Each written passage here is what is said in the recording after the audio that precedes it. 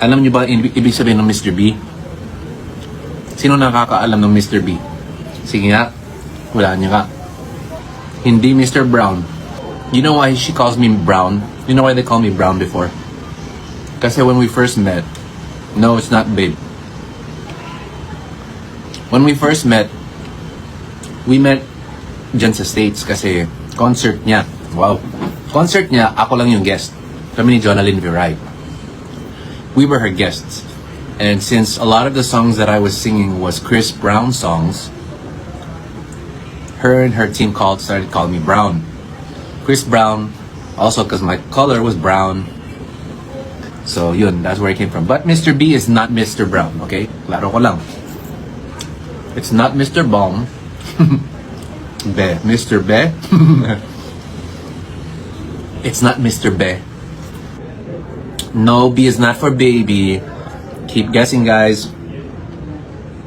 Mr. Bagal. Mr. Bagal ka dyan.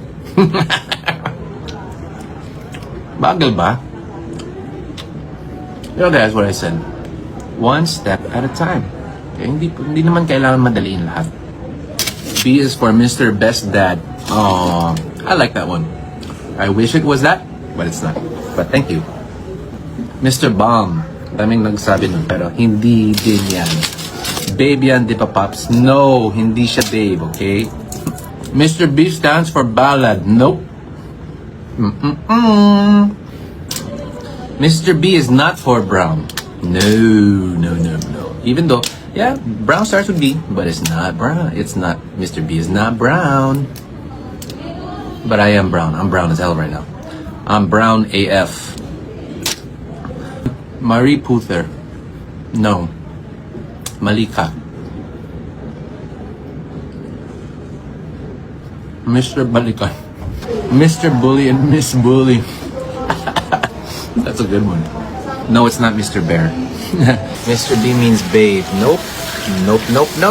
It's not Mr. Babe. Mr. Back. Mr. Black. Mr. Black daw.